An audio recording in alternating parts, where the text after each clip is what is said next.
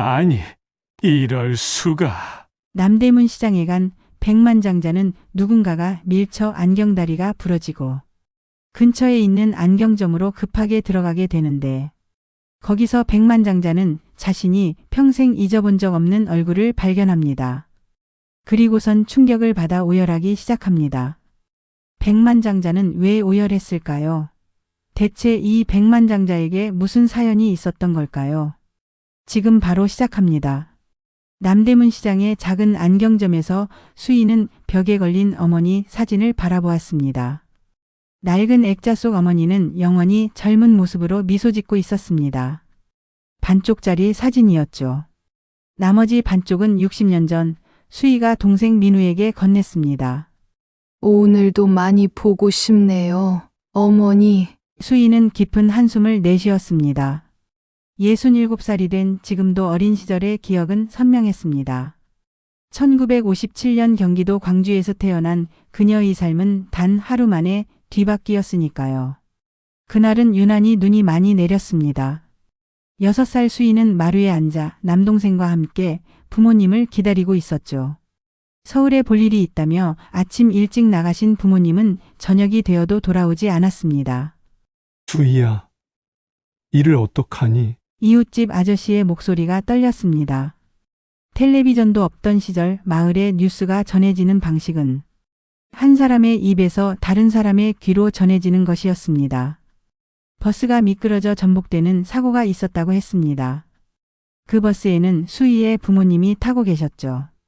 엄마 아빠는 하늘나라로 가셨다고 이웃집 아저씨는 수희와 남동생에게 말했습니다. 수희는 그 말의 의미를 완전히 이해하지 못했습니다. 다만 아저씨의 눈물과 마을 사람들의 슬픈 눈빛이 뭔가 돌이킬 수 없는 일이 일어났음을 말해주었죠. 3살 배기 동생 민우는 울음을 그치지 않았습니다. 배가 고프다고, 엄마를 보고 싶다고 밤새 울었습니다. 수희는 그런 동생을 달래며 자신의 슬픔은 꾹꾹 눌러 담았습니다. 괜찮아. 민우야, 누나가 있잖아. 울지 마. 하지만 현실은 냉혹했습니다. 친척들은 고아가 된 두 남매를 돌볼 여력이 없었습니다. 결국 수희와 민우는 서울의 고아원으로 보내졌죠. 고아원에서의 생활은 차갑고 외로웠습니다. 밤마다 수희는 이불 속에서 혼자 눈물을 삼켰습니다. 그럴 때마다 민우를 꼭 끌어안았죠. 적어도 서로가 있다는 사실이 작은 위로가 되었으니까요. 누나, 우리 언제 집에 갈 수 있어? 수희는 무엇이라고 대답해야 할지 몰랐습니다. 그저 입술만 깨물었습니다. 어린 마음에도 이제 돌아갈 집이 없다는 것을 알았으니까요. 우리는 새로운 집을 찾을 거야. 좋은 엄마 아빠도 만날 수 있을 거고. 수희의 말처럼 곧 민우에게 새로운 부모가 나타났습니다. 미국에서 온 에드워드 부부였죠. 민우를 처음 본 순간부터 그들의 눈빛이 달라졌습니다. 사랑스러운 아이를 발견한 기쁨이 얼굴에 번졌습니다. 저희가 민우를 입양하고 싶습니다. 그 말을 들은 순간 수희의 가슴이 무너져 내렸습니다. 민우가 가족을 찾게 되어 기뻤지만 동시에 자신은 동생마저 잃게 된다는 현실이 두려웠습니다.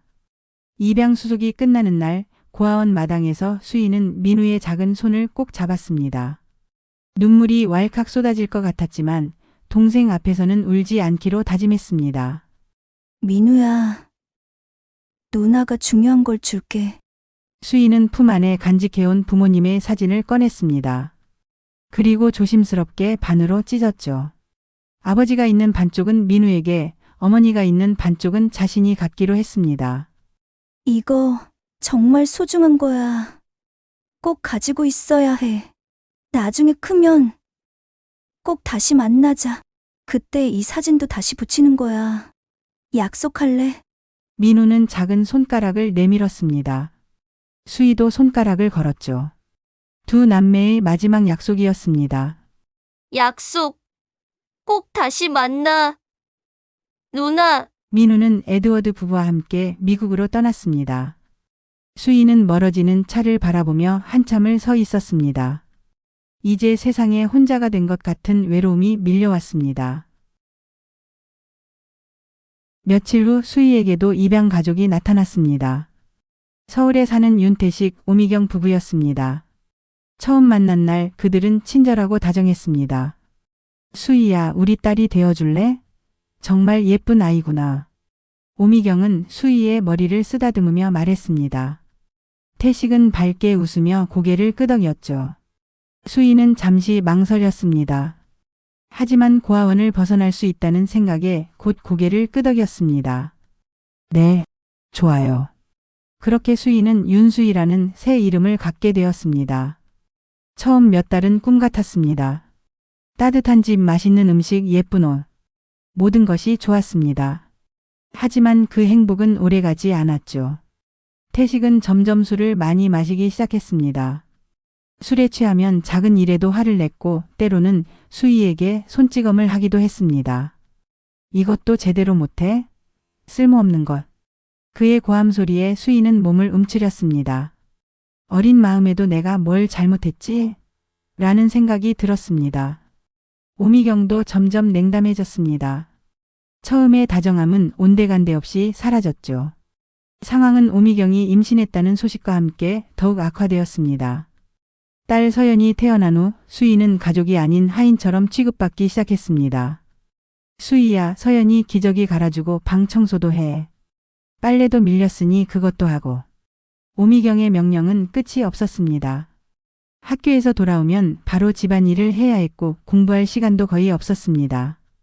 때로는 식사도 제대로 하지 못했죠. 왜 수희 언니만 이래요? 어느 날 5살이 된 서연이 물었습니다. 수희는 우리가 불쌍해서 데려온 거야. 공짜로 먹고 자는데 일 정도는 해야지. 오미경의 대답에 수희의 가슴이 찢어지는 것 같았습니다. 자신은 가족이 아닌 불쌍한 아이였던 거죠. 18살이 되었을 때 수희는 고등학교 졸업 후 대학에 가고 싶다고 말했습니다. 하지만 태식의 반응은 차가웠습니다. 대학? 꿈도 크구나. 내가 어떻게 대학을 가? 그런 돈이 어디 있어? 서연이가 공부를 잘하니 걔나 보내야지. 수희의 꿈은 그렇게 무너졌습니다. 20살이 되던 해 더 이상 참을 수 없었던 수희는 용기를 내어 집을 나가기로 결심했습니다. 이제 독립하려고 해요. 수희의 말에 태식과 오미경은 놀랍게도 반기는 듯 했습니다. 그래?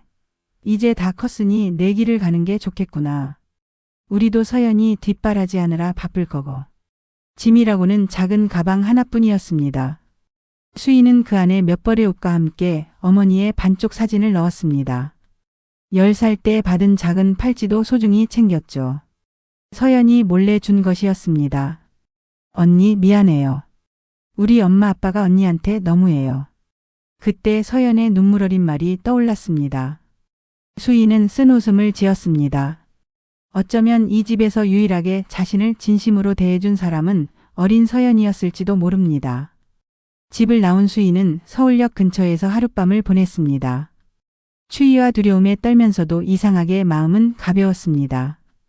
이제 자신의 인생을 스스로 개척해 나갈 수 있다는 희망이 있었으니까요. 다음 날부터 수희는 일자리를 찾아 식당, 시장 등에서 닥치는 대로 일했습니다. 때로는 하루에 2-3군데를 옮겨 다니며 일했고 작은 고시원에서 지냈습니다.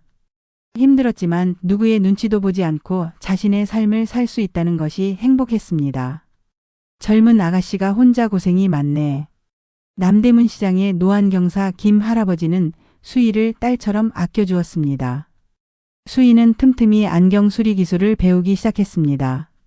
작은 부품들을 다루는 일이 생각보다 재미있었습니다. 손재주가 좋구나. 이거 타고난 재능이야. 김 할아버지의 칭찬에 수희는 뿌듯함을 느꼈습니다. 평생 누구에게도 제대로 인정받지 못했던 그녀에게 이런 칭찬은 큰 힘이 되었습니다. 31살이 되던 해 수희는 작은 안경 수리점을 열었습니다. 김 할아버지가 물려준 작은 공간이었죠. 처음에는 손님이 거의 없어 불안했지만 정직하고 꼼꼼한 일솜씨가 입소문을 타기 시작했습니다. 윤 씨가 고친 안경은 새 것보다 오래 간다니까. 시장 사람들의 칭찬에 수희는 점점 자신감을 얻었습니다. 그리고 그 시장에서 그녀는 운명적인 만남을 하게 됩니다. 바로 옆 서점에서 일하는 강민석이었죠. 저기, 이 안경 좀 고칠 수 있을까요? 책 읽다가 그만. 서툰 말투로 수리를 부탁하는 민석의 모습에 수희는 웃음을 참을 수 없었습니다. 그렇게 시작된 인연은 결혼으로 이어졌고 비록 자녀는 없었지만 서로를 의지하며 소박하지만 행복한 삶을 살아가게 되었습니다. 그리고 지금 67세가 된 수희는 여전히 그 작은 안경점을 지키고 있습니다. 벽에 걸린 어머니의 반쪽 사진을 바라보며 언젠가는 민우를 만나 나머지 반쪽과 함께 완성된 가족의 모습을 볼 수 있기를 소망합니다. 민우야, 잘 지내고 있니? 누나는 아직도 널 기다리고 있어. 수희는 마음속으로 멀리 있는 동생에게 말을 건넵니다. 60년이 지났지만 약속은 약속이니까요. 2024년 초여름 남대문 시장은 햇살처럼 뜨거운 활기로 가득했습니다. 관광객들의 웃음소리, 상인들의 호객소리가 시장 골목을 따라 울려 퍼졌죠.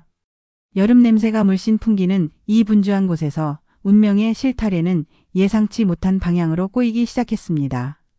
민우는 호텔 프론트에서 받은 지도를 주머니에 구겨 넣었습니다. 그는 미국에서 온 패션 브랜드 임원이었지만 고국의 시장 골목에서는 그저 평범한 중년 남성일 뿐이었죠. 20년 만에 서울 출장. 회사 일도 중요했지만 그의 마음 한구석에는 늘 다른 목적이 자리하고 있었습니다. 이곳도 많이 변했네. 민우는 중얼거리며 시장 골목을 걸었습니다. 어린 시절의 기억은 거의 없었지만 한국 특유의 시장 냄새와 소리는 왠지 모르게 그의 마음을 편안하게 했습니다. 마치 오래 잊고 있던 무언가를 찾은 듯한 기분이었죠. 갑자기 시장 한가운데서 누군가 민우를 밀쳤습니다. 관광객들이 몰려오는 바람에 그는 균형을 잃고 비틀거렸습니다. 그 순간 그의 안경이 바닥으로 떨어졌고 차가운 콘크리트 바닥과 부딪히는 소리가 들렸습니다. 덜컹. 민우의 심장이 내려앉았습니다. 그 안경은 단순한 시력 교정 도구가 아니었습니다. 10년 전 돌아가신 양부모님이 마지막으로 선물해 주신 소중한 물건이었으니까요. 아이고.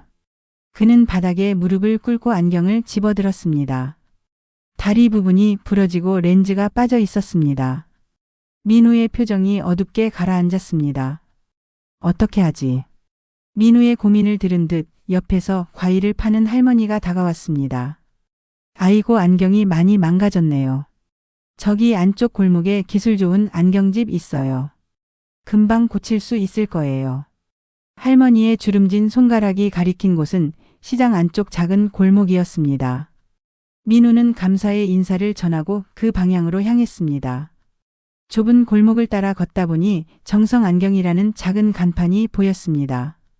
40년쯤 된 듯한 낡은 간판이었지만 깔끔하게 관리된 모습이었습니다. 민우는 안경을 손에 꼭 쥐고 문을 열었습니다. 딸랑. 문 위에 달린 작은 종이 울리며 그의 등장을 알렸습니다. 안경점 안은 예상보다 정갈했습니다. 오래된 가게지만 구석구석 정리가 잘 되어 있었죠. 벽면에는 다양한 빈티지 안경들이 전시되어 있었고 작업대 위에는 정교한 도구들이 가지런히 놓여 있었습니다. 어서 오세요. 작업대 뒤에서 나지막한 목소리가 들렸습니다. 민우가 고개를 돌리자 은발의 여성이 미소를 지으며 그를 바라보고 있었습니다. 수희였습니다. 두 사람의 눈이 마주쳤지만 서로를 알아보지는 못했습니다. 60년이라는 세월이 그들 사이에 두꺼운 벽처럼 놓여 있었으니까요. 안녕하세요. 혹시 이거 고칠 수 있을까요? 민우가 조심스럽게 부러진 안경을 내밀었습니다. 수희는 안경을 받아들고 전문가의 눈으로 꼼꼼히 살펴보았습니다. 다리가 부러졌네요. 렌즈도 빠졌고요. 하지만 고칠 수 있어요. 30분 정도 걸릴 것 같은데 기다리실 수 있으세요? 민우의 표정이 환해졌습니다. 이 출장 중에 새 안경을 맞출 시간은 없었거든요. 네, 물론이죠. 정말 감사합니다. 수희는 작업대로 돌아가 안경 수리를 시작했습니다. 수십 년간 가까운 기술로 능숙하게 부품을 다루는 손길이 아름다웠습니다. 민우는 가게 안을 둘러보며 시간을 보내기로 했습니다. 벽에 걸린 오래된 안경들과 작은 소품들이 그의 호기심을 자극했습니다. 디자이너로서의 눈으로 보니 이 가게는 단순한 수리점이 아니라 하나의 작은 박물관 같았습니다. 그러다 민우의 시선이 작업대 뒤 벽에 걸린 작은 액자에 고정되었습니다. 액자 속에는 한 여성의 사진이 있었는데 그것은 온전한 사진이 아니라 반으로 잘린 사진이었습니다. 민우의 걸음이 멈춰섰습니다. 아니, 이럴 수가. 심장이 갑자기 빠르게 뛰기 시작했습니다. 그 사진은 어딘가 너무나 익숙했습니다. 그는 머릿속에서 기억을 더듬었습니다. 몸이 저절로 액자 쪽으로 다가가고 있었습니다. 괜찮으세요? 수희가 물었습니다. 민우의 이상한 행동이 눈에 띈 것이었습니다. 이 사진. 민우의 목소리가 떨렸습니다.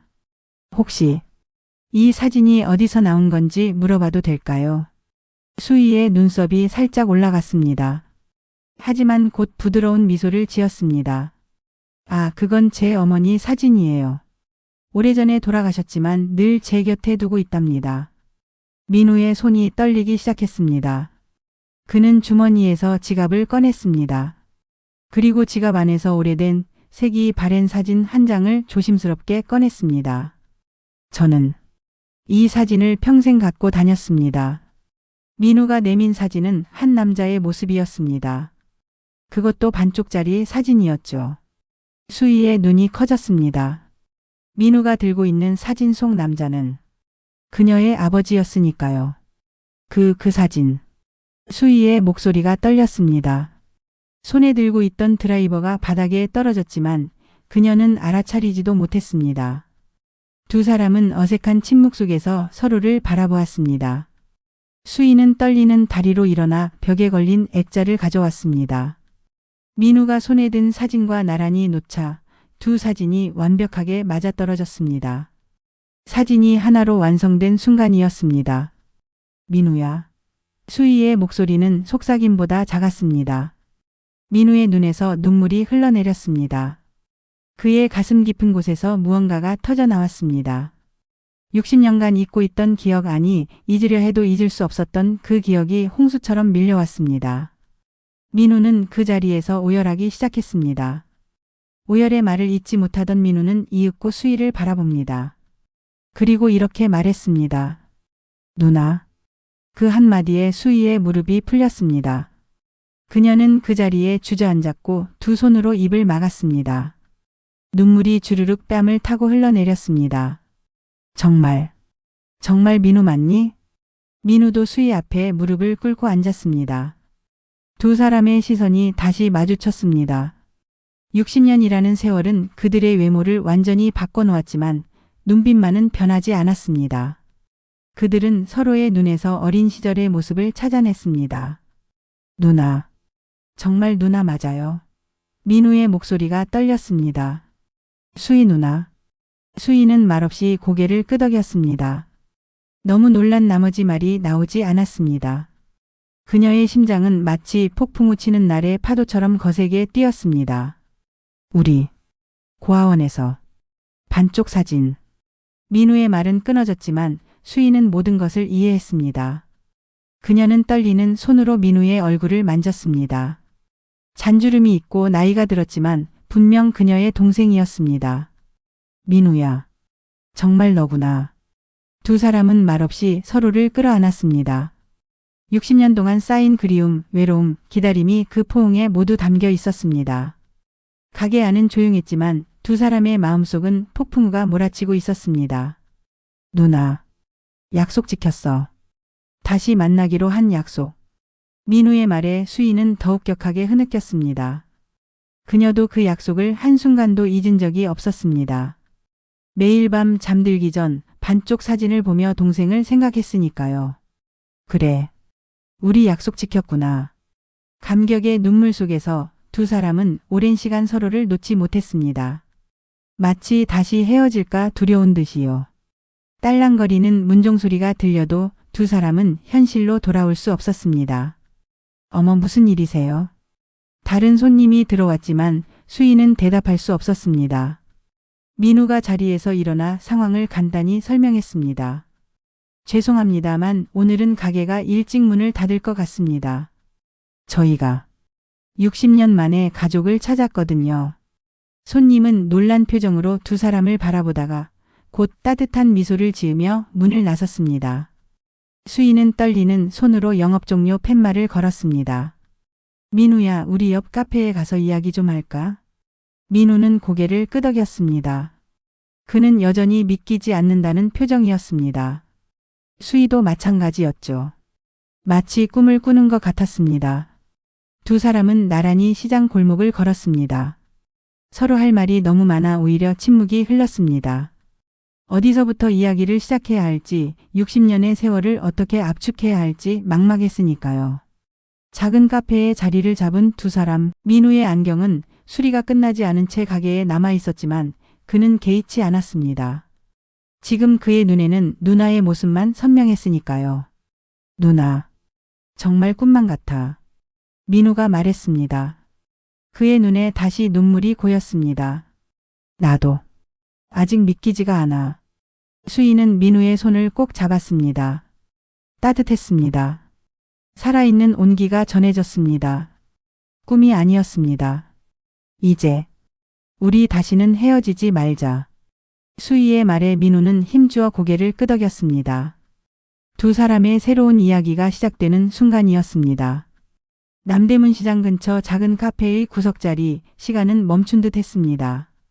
창밖으로는 분주한 사람들이 오갔지만 수희와 민우에게는 그 어떤 것도 보이지 않았습니다. 60년이라는 세월의 무게가 두 사람 사이에 놓여 있었습니다. 아메리카노 2잔 나왔습니다. 웨이터가 커피를 내려놓았지만 두 사람은 미처 알아차리지 못했습니다. 눈앞에 앉은 사람이 정말 자신의 가족이라는 사실이 아직도 믿기지 않았으니까요. 누나, 이야기를 어디서부터 시작해야 할지 모르겠어. 민우가 떨리는 목소리로 말했습니다. 그의 손가락이 테이블 위에서 작은 원을 그리며 움직였습니다. 수희는 동생의 손을 살며시 잡았습니다. 주름진 그녀의 손과 세련된 슈트를 입은 민우의 모습이 대조적이었습니다. 괜찮아. 천천히 이야기해도 돼. 우리에겐 이제 시간이 많으니까. 수희의 말에 민우의 어깨가 조금 펴졌습니다. 그는 깊은 숨을 들이마시고 자신의 이야기를 시작했습니다. 에드워드 부부는 정말 좋은 분들이었어. 특히 엄마. 아니, 양어머니는 항상 이렇게 말씀하셨어. 민우의 목소리가 잠시 떨렸습니다. 그는 눈을 감고 양어머니의 목소리를 떠올렸습니다. 너에게는 한국의 누나가 있단다. 언젠가 한국으로 돌아가서 꼭 찾아야 한다. 양어머니는 항상 이렇게 말씀하셨어요. 수희의 눈에 눈물이 고였습니다. 자신의 동생을 돌봐준 그 먼 나라의 여성에게 말할 수 없는 감사함이 밀려왔습니다. 나는 좋은 부모님을 만나지 못했어. 양부모는 나를. 수희의 목소리가 작아졌습니다. 지난 상처를 꺼내기가 아직도 힘들었습니다. 민우는 수희의 손을 더 강하게 잡았습니다. 그의 눈빛에서 이해와 위로가 느껴졌습니다. 괜찮아, 누나. 모든 이야기는 나중에 해도 되니까. 지금은 우리가 다시 만났다는 것만으로도 충분해. 수희는 고개를 끄덕였습니다. 어린 동생이 이제는 자신을 위로해주는 든든한 성인이 되어 있다는 사실이 새삼 놀라웠습니다. 그래서 미국에서는 어떻게 지냈니? 민우의 표정이 밝아졌습니다. 그는 보스턴 교회의 평화로운 집에서 자란 이야기, 대학에서 경영학을 공부한 시간, 그리고 패션 업계에 발을 들이게 된 과정을 차근차근 들려주었습니다. 하버드 비즈니스 스쿨을 졸업하고 패션 브랜드에 들어갔어. 운이 좋았지. 지금은 글로벌 패션 브랜드 블루밍의 임원으로 일하고 있어. 수희는 민우의 이야기를 들으며 가슴이 벅차올랐습니다. 작은 동생이 이렇게 성공한 사람이 되었다니. 자랑스러움과 동시에 한편으로는 그 성장 과정을 지켜보지 못한 아쉬움이 밀려왔습니다. 민우야, 정말 대단하구나. 내가 이렇게 훌륭한 사람이 되다니. 민우는 손사래를 쳤습니다. 그의 귀가 살짝 붉어졌습니다. 아니야, 누나. 사실 저는 항상 누나를 찾고 있었어. 한국에 올 때마다 입양기관에 연락하고 여러 프로그램에 참여했지만 성과가 없었어. 민우는 지갑에서 반쪽 사진을 꺼내 보여주었습니다. 사진은 오랜 시간 동안 소중히 간직된 흔적이 역력했습니다. 모서리가 닳았고 여러 번 접힌 자국이 있었습니다.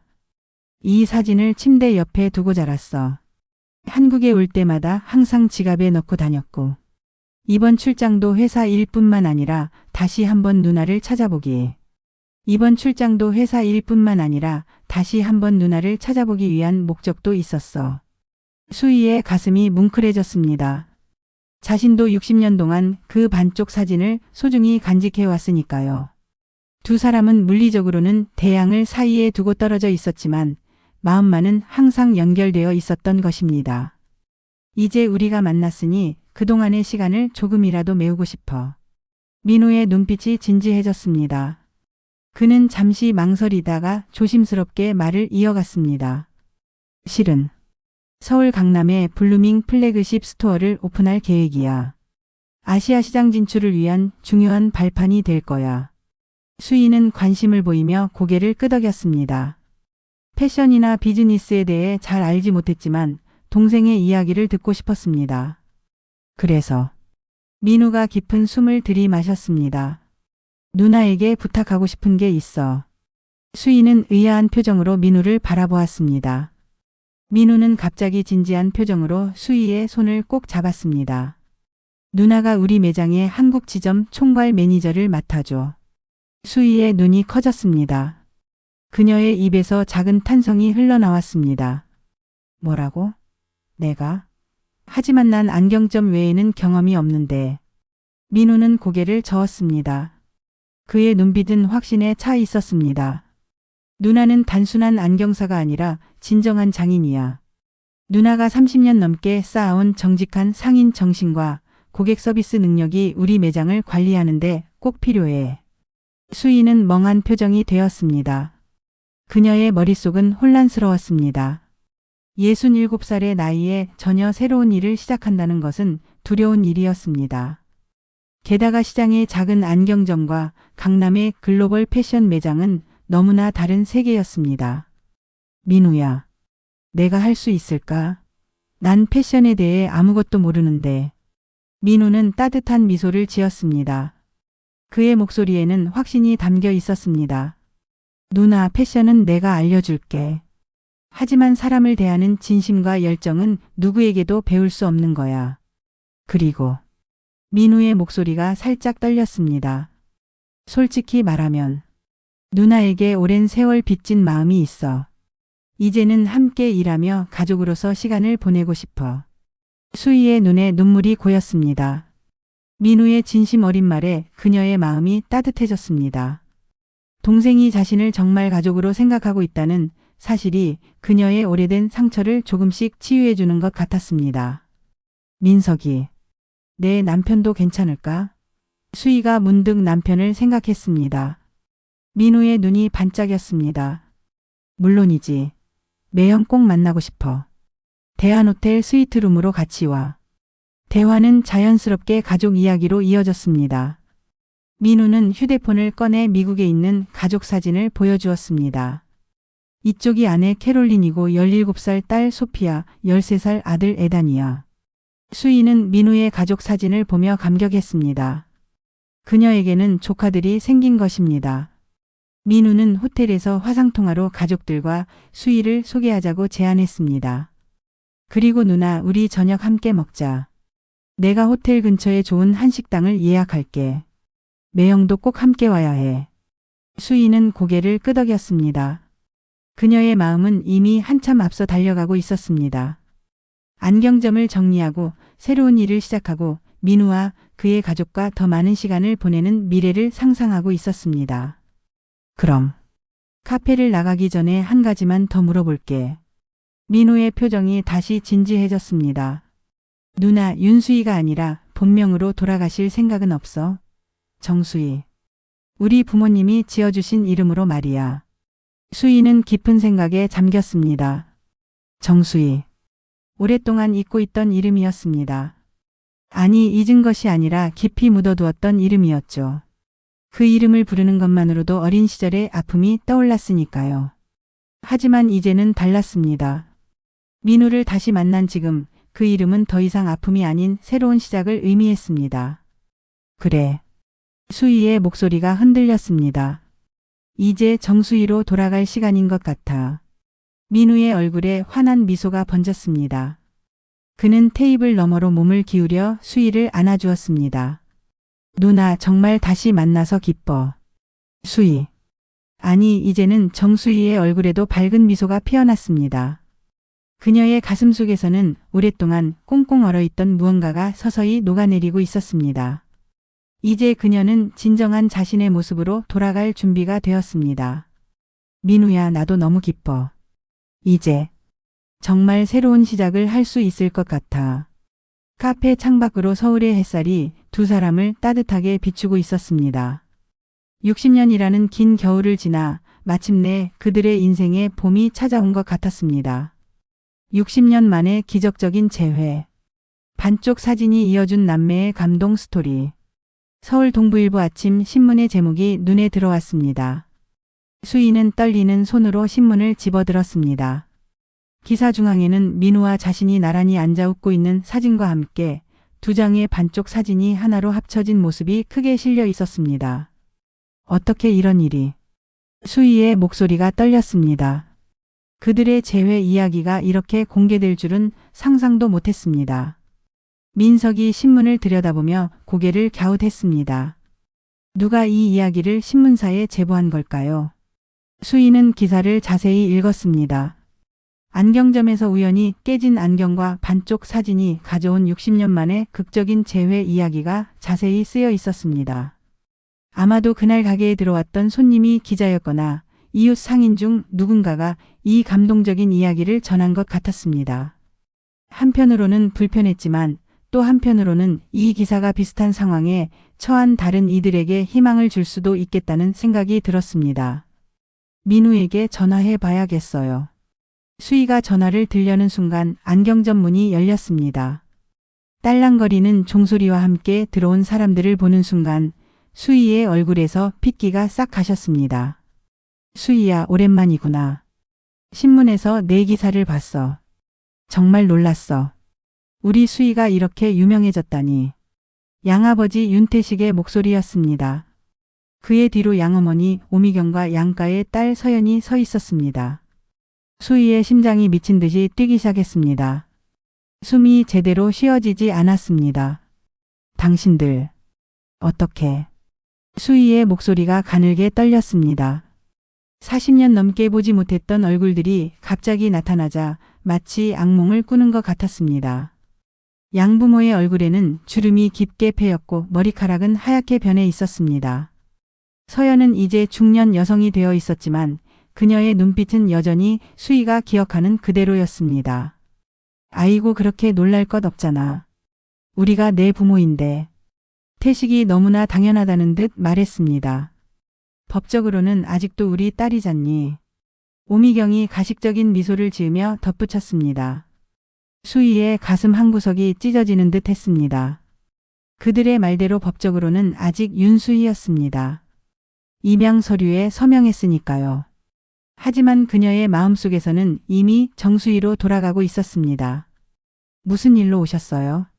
수희의 목소리는 차가웠습니다. 태식과 오미경은 서로 눈빛을 교환했습니다. 서연은 어색하게 주변을 둘러보는 중이었습니다. 그냥 잘 지내나 싶어서. 그리고 태식이 잠시 말을 끊었다가 이어갔습니다. 사실 우리 형편이 좀 어려워서 말이야. 너도 이제 잘 살게 됐으니 좀 도와주면 어떨까 싶어서. 수희의 손이 주먹으로 꽉 쥐어졌습니다. 속이 메스꺼웠습니다. 뻔뻔함이 이 정도일 수 있다니. 그녀를 하인처럼 취급하고 대학도 보내주지 않고 집에서 쫓아내다시피 했던 사람들이 이제 와서 돈을 요구한다니. 그리고 서연이가 일자리를 찾고 있는데. 오미경이 서연을 앞으로 밀었습니다. 내 동생이 미국 회사 임원이라며?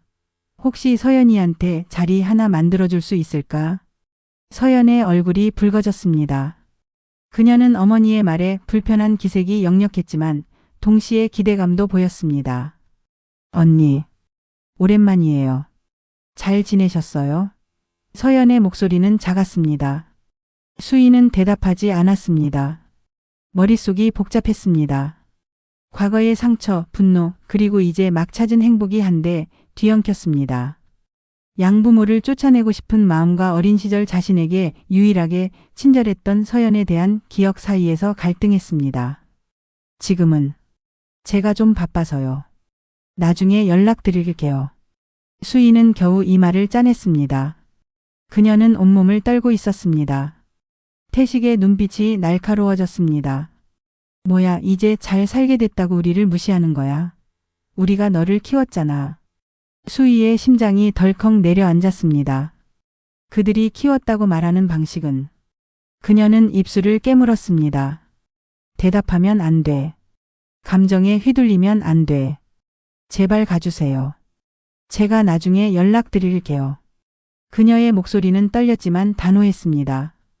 오미경이 불만스러운 표정을 지었지만 더 이상 다툴 분위기는 아니라고 판단한 듯 태식의 팔을 잡았습니다. 그래, 나중에 연락해. 여기 우리 전화번호야. 오미경이 쪽지를 내밀었습니다. 너희 동생 연락처도 좀 알려주면 좋겠다. 수희는 쪽지를 받았지만 민우의 연락처를 주지는 않았습니다. 그들이 마지못해 가게를 나간 후 수희는 쪽지를 구겨 쓰레기통에 던져 넣었습니다. 다리에 힘이 풀려 의자에 주저앉았습니다. 여보, 괜찮아요?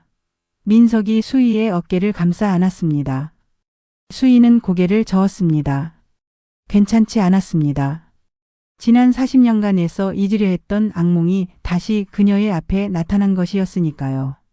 민우에게 전화해야겠어요. 수희의 손이 떨렸지만 어떻게든 전화기를 들었습니다. 민우의 목소리를 듣자마자 그녀의 눈에서 눈물이 흘러내렸습니다. 민우야, 양부모가 찾아왔어. 전화 너머로 민우의 숨소리가 거칠어지는 것이 느껴졌습니다. 누나, 괜찮아? 무슨 일이 있었어? 민우의 목소리에 걱정이 가득했습니다. 수희는 방금 있었던 일을 모두 털어놓았습니다. 양부모의 방문, 그들의 요구, 그리고 자신이 느낀 두려움과 분노까지. 누나, 걱정 마. 내가 해결할게. 민우의 목소리가 단호했습니다. 수희는 그제야 조금 안심이 됐습니다. 그녀는 더 이상 혼자가 아니었습니다. 이제 그녀에게는 진짜 가족이 있었으니까요. 며칠 후 민우는 변호사와 상담한 후 양가족과 만남을 가졌습니다. 수희는 그 자리에 가지 않았습니다. 민우는 그녀에게 모든 것을 맡기라고 했습니다. 어떻게 됐어? 민우가 돌아왔을 때 수희는 불안한 얼굴로 물었습니다. 민우의 표정은 담담했습니다. 그는 수희의 맞은편에 앉아 깊은 숨을 내쉬었습니다. 걱정 마, 누나. 이제 그들은 다시는 우리를 괴롭히지 못할 거야. 민우는 서연의 일기장에 대해 이야기했습니다. 수희가 양부모 집을 떠날 때 우연히 가져온 것이었습니다. 그 안에는 어린 서연이 목격한 수희에 대한 학대와 차별의 기록이 담겨 있었습니다. 수희의 눈에 눈물이 고였습니다. 그리고 복잡한 감정에 휩싸였습니다. 그리고 양부모님에게는 법적 조치를 취할 수 있다고 경고했어. 아동학대 혐의로 말이야. 일기장의 내용만으로도 충분한 증거가 되거든. 민우의 목소리는 차분했지만 그 안에는 분노가 숨겨져 있었습니다. 그들은 뭐라고 했어? 수희가 물었습니다. 더 이상 할 말이 없었어. 앞으로 누나에게 어떤 협박이나 요구도 하지 말라고, 찾아올 생각도 하지 말라고 경고했어. 수희는 깊은 숨을 내쉬었습니다. 마치 60년 동안 가슴에 달고 살았던 무거운 짐을 내려놓은 것 같았습니다. 눈물이 볼을 타고 흘러내렸습니다. 고마워, 민우야. 민우는 수희의 손을 꼭 잡았습니다. 누나가 날 지켜줬듯이 이제는 내가 누나를 지킬 거야. 그날 밤 수희는 오랜만에 편안한 잠을 잤습니다. 꿈속에서 그녀는 어린 시절의 자신과 민우가 손을 잡고 들판을 달리는 모습을 보았습니다. 그리고 멀리서 부모님이 웃으며 그들을 바라보고 있었습니다. 과거의 그림자는 마침내 빛에 의해 사라지고 있었습니다. 양부모 가족이 사라진 후 수희의 마음에 드디어 평화가 찾아왔습니다. 마치 오랫동안 어깨를 짓누르던 무거운 바위가 들어 올려진 것 같았죠. 남대문 시장의 작은 안경점에 앉아 그녀는 처음으로 진정한 자유를 느꼈습니다. 여보, 이제 어떻게 할 거예요? 민석이 차를 내리며 물었습니다. 수희는 창밖으로 보이는 분주한 시장 풍경을 바라보았습니다. 30년 넘게 이곳에서 살아왔습니다.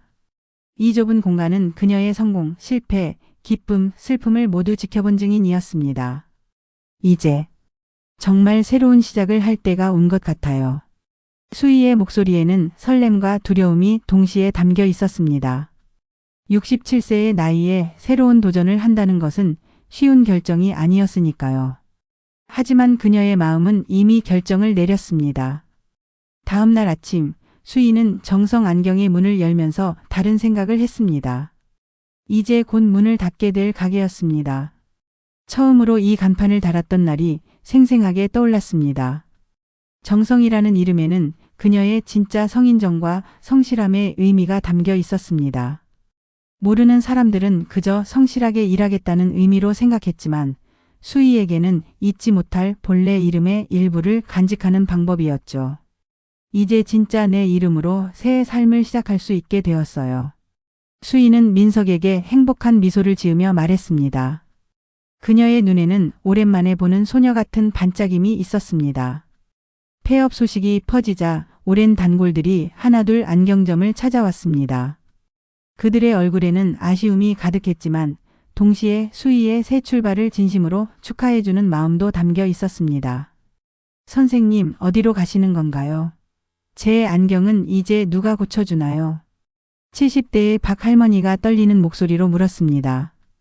20년 넘게 단골이었던 분이었죠. 걱정 마세요. 제가 새로운 곳으로 가더라도 항상 할머니 안경은 제가 책임질게요. 수희는 할머니의 손을 꼭 잡아주었습니다.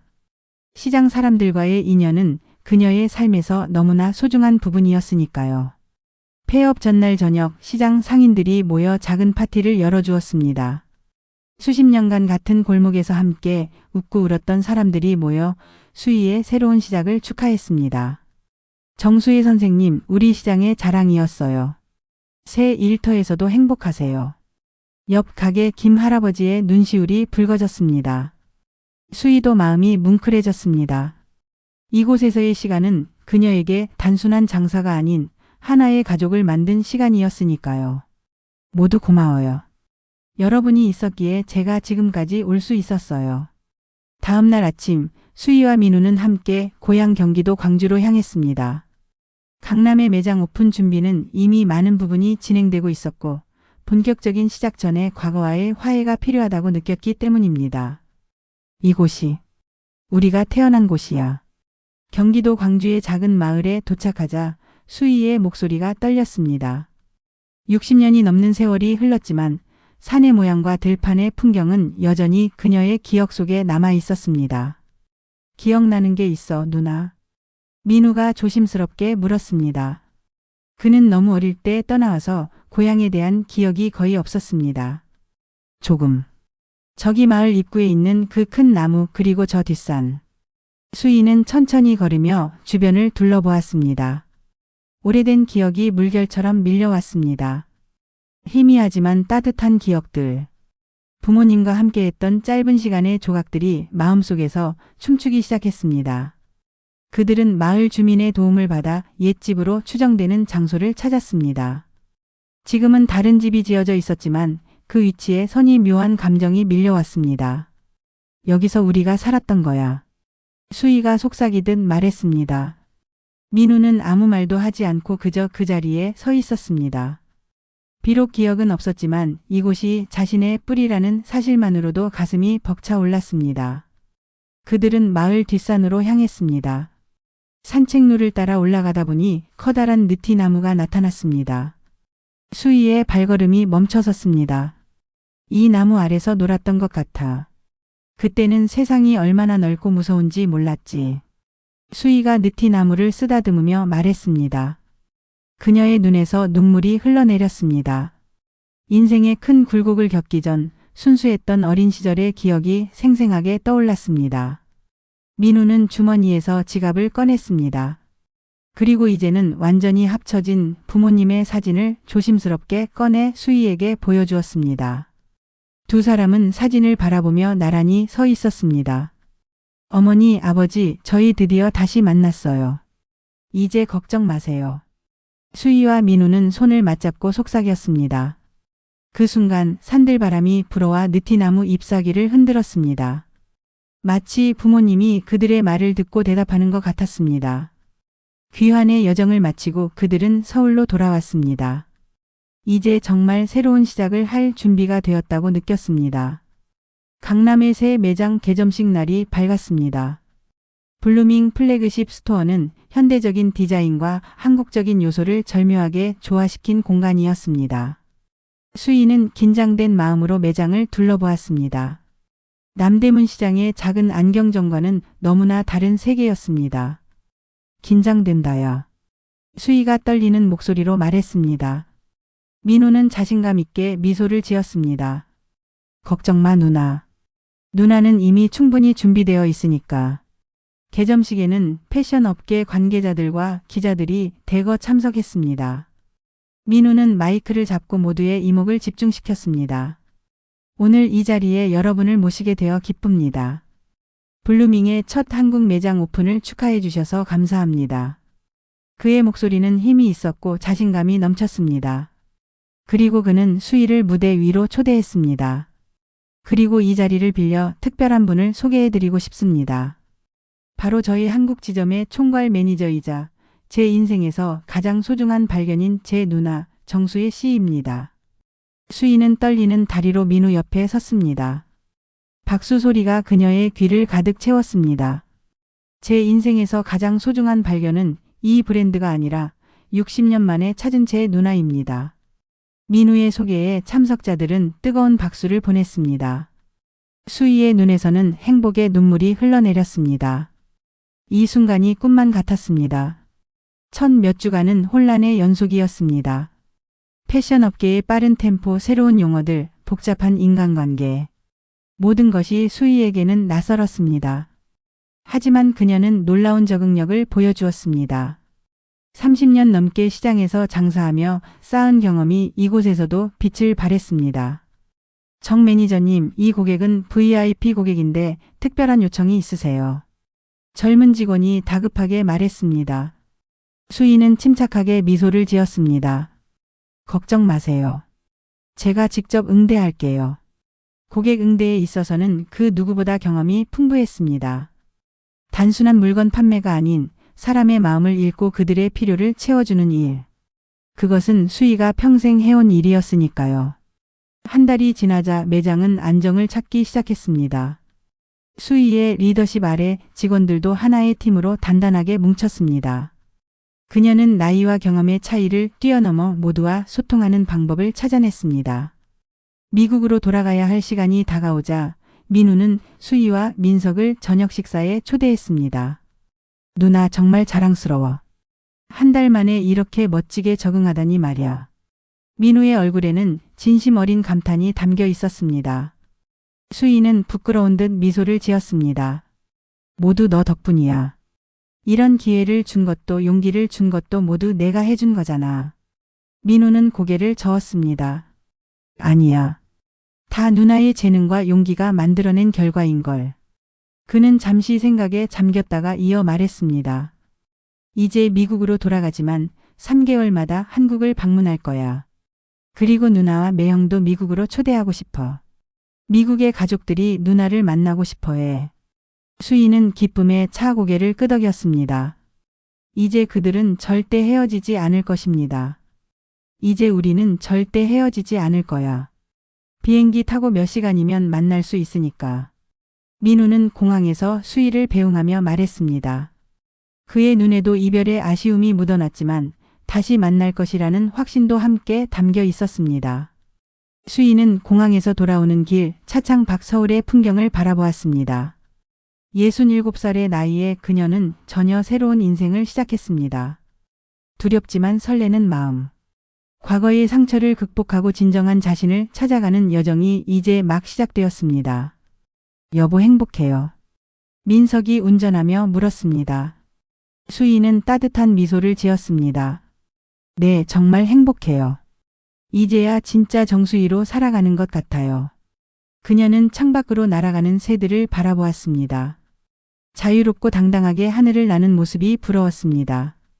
하지만 이제 그녀도 자유롭게 날 수 있을 것 같았습니다. 60년이 지나서야 찾은 자유. 하지만 늦지 않았습니다. 그녀의 인생은 이제부터가 시작이니까요. 오늘 사연 어떠셨나요? 끝까지 함께 해주셔서 감사합니다. 항상 건강하시고 구독과 좋아요 부탁드릴게요. 감사합니다.